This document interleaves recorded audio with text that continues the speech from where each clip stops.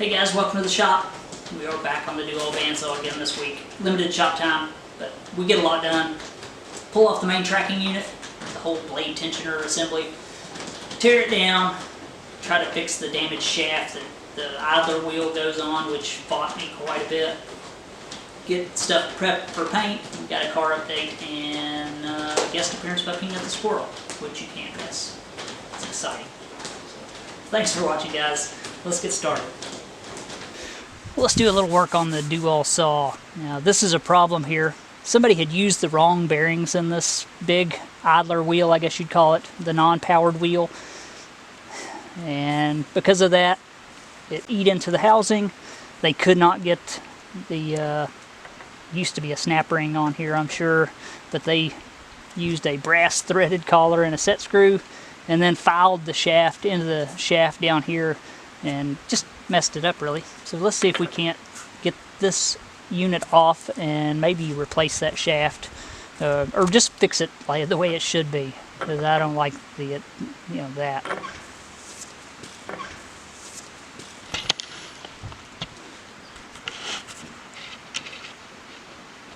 There's my supervisor.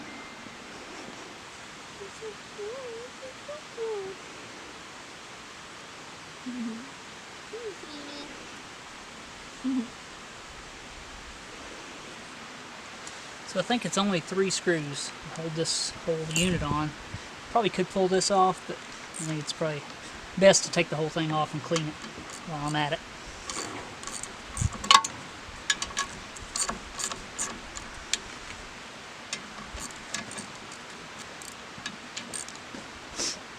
Elizabeth, Noel, can you come help me for just a second? Can you wrench this while I hold it, please?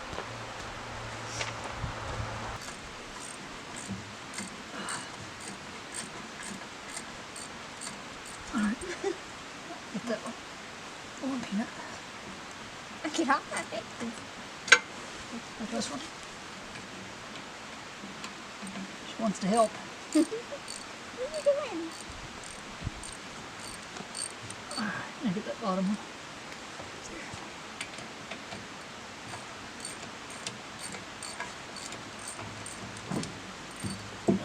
Yeah.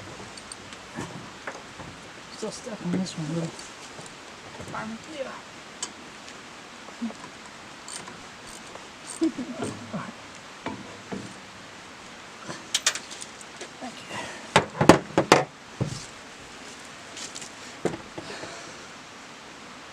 She's a helper. You're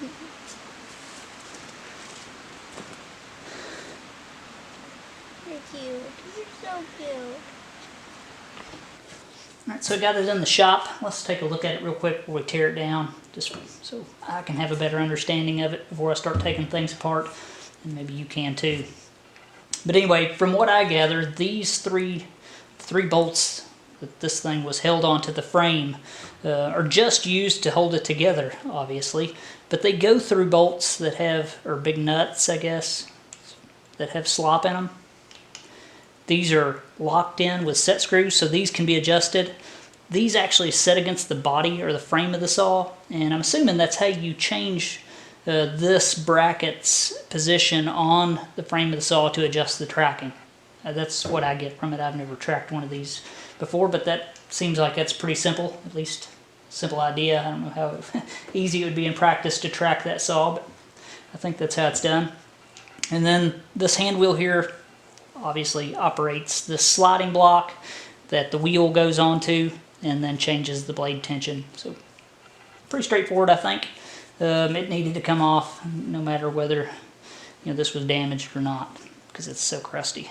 So we'll clean it up a bit and then we'll discuss what our options are on this repair for this damage.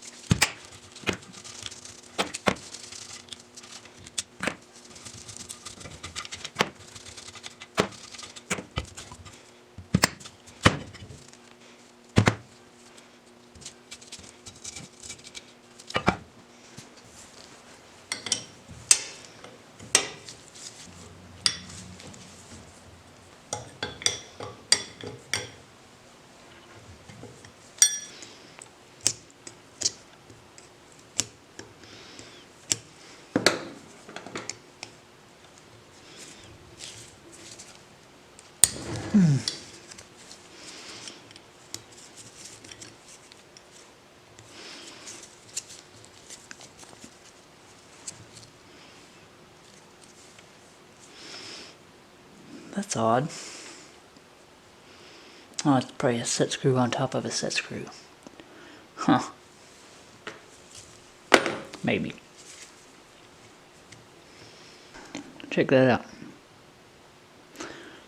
It's like a set screw, but just all the way through. Just to lock that in, I guess.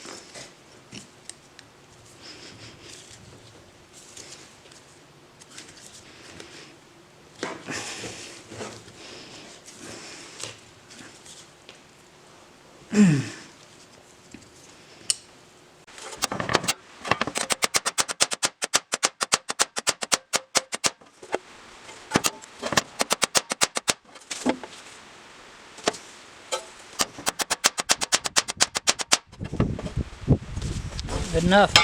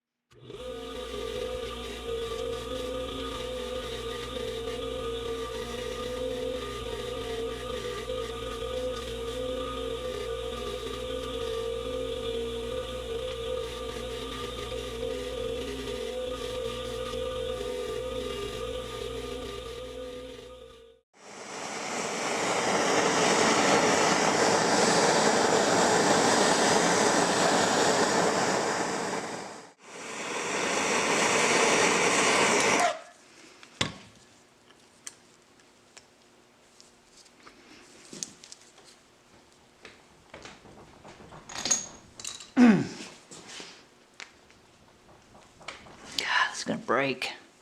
I'm gonna have to go to a little more aggressive heating to get this set screw out. I mean, it's gonna come out. It's gonna either be drilled out or it's gonna come out on its own.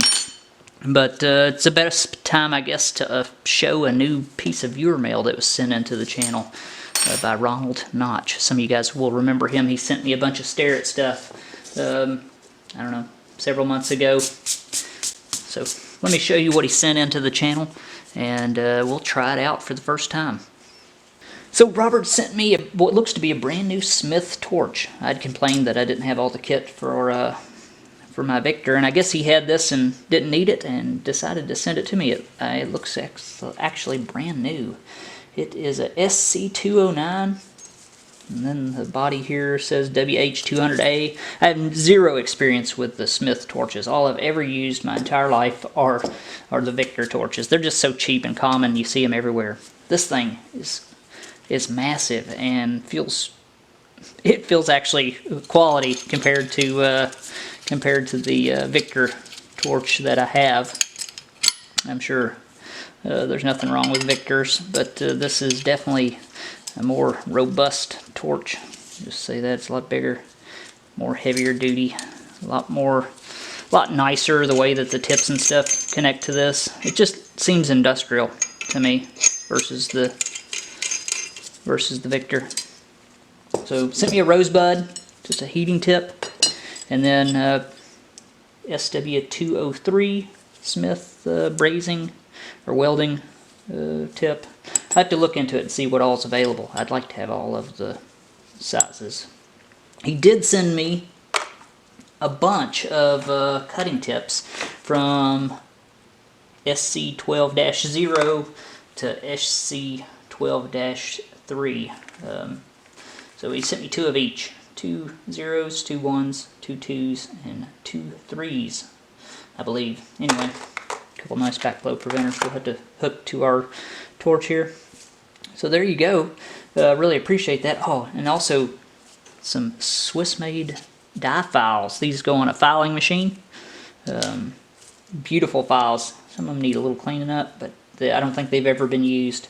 And unlike a standard hand file, these file on the pull instead of on the push, because they're made to pull the work to the table when in use. These go on a die filer, so they don't really have provisions for a handle. But of course, you can make them all sorts of different shapes for profiles. So I really appreciate that. Thank you, Robert. Robert sent some awesome stuff in the past, and always blown away by the gracious viewers who send in stuff like this. So thank you, Robert. Let's see if we can't get this hooked up and try it out.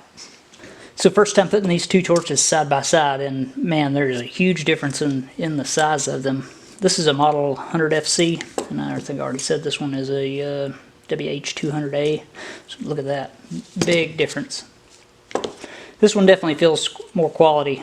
Even the valves, this one's new, but we'll see. We'll run it through and see how it works. It's a little different than what I'm used to. Alright, so tanks are on. It's got a little soap and water. Check for leaks.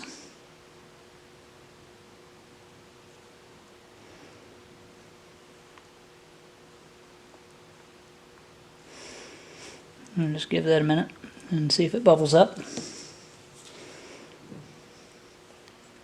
gonna check everything while I'm at it. Couldn't hurt, I don't guess.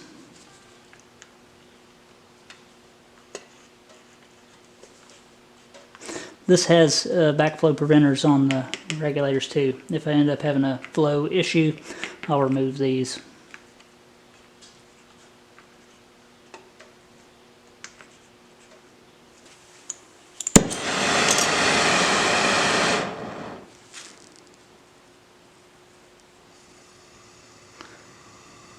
Oh, that's nice.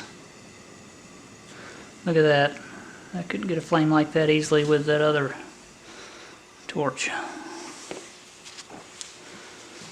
We just want to heat this up, that's all. Hopefully get that set screw out.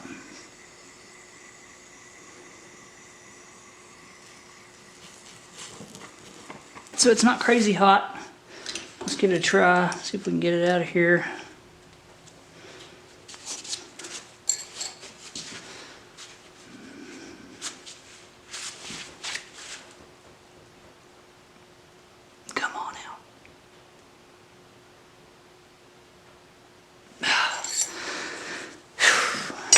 This hasn't been out, I'm sure, since this thing has been, since the day it was assembled, I'm sure. Well, I'm not going to heat that any hotter than I did. But I did notice on this torch, first time I've used it, that the adjustments on it are much finer. I feel like that I'm much more in control over my mixture with this torch than I am on the Victor. The little Victor torch seems like it's much grosser. Just a small adjustment on it dramatically affects your flame type, and this one was really easy to get a good nice flame on. So just limited use, first time I ever used it there, using it, it seemed nice. So I guess then I'm going to have to left-hand drill this out. I don't know what else to do. This has to come out to be repaired.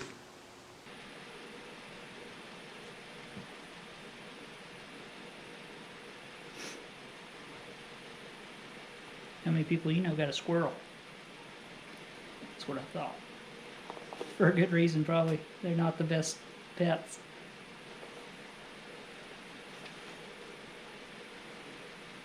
They're biting me. Eat my ring. Ow. Teeth are like razor blades. But she uses them pretty gently. The only time it hurts is when she bites and then twists or something. She's not trying to hurt, but she could.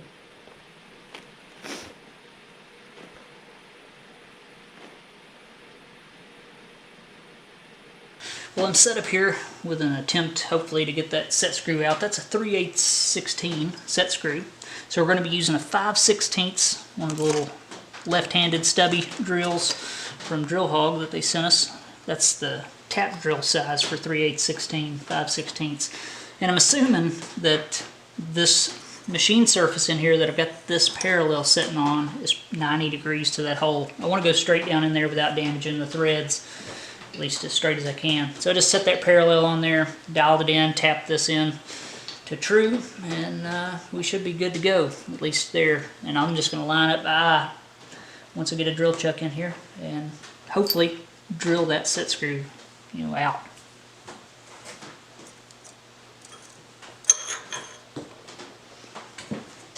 So I just stuck a 5/16 dowel in the chuck to line us up. I think it's probably good enough. So here goes nothing.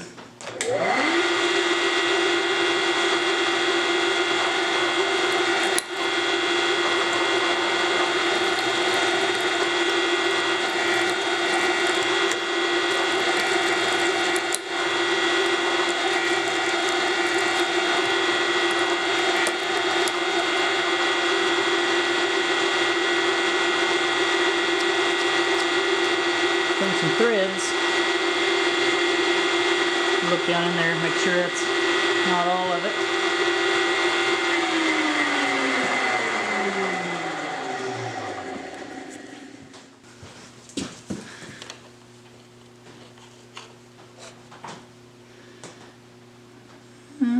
No, looks like they may be still a little in there. I'm gonna blow that hole out a bit. And I don't guess it would hurt any to drill into this shaft some anyway.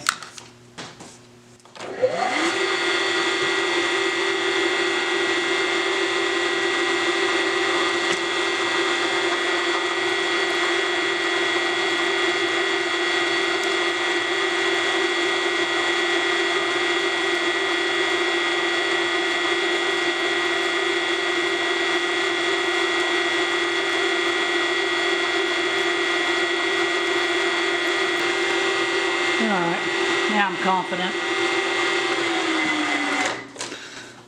that I'm through it. Now, if I can get that out of there.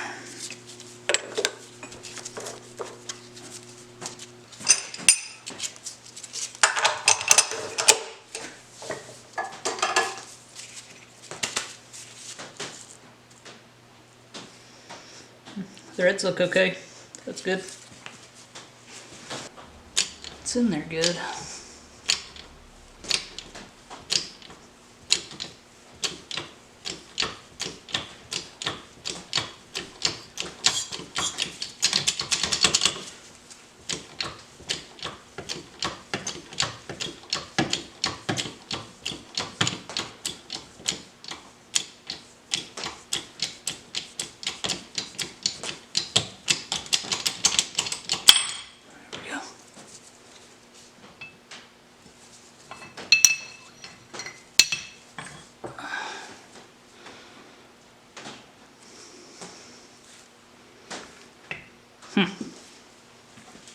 So just a 3/8/16 pulley tap, run through those threads, push out any of the pieces that are left, and clean up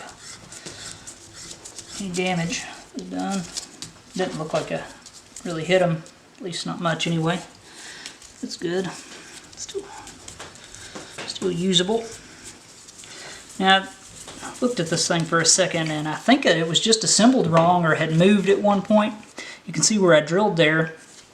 That was the set screw, and I originally think that the set screw was supposed to set in this groove here.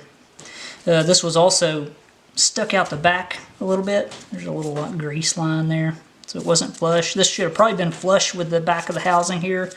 That set screw should have been in some, and that's why I'm thinking maybe along with the bearing issue, the wrong bearings, I believe, stack up in that wheel that they couldn't get a snap ring on there, so they so they used the collar. I think that this was moved and bearing issue, and that's why they did what they did, I believe. So I'm gonna have to make that over.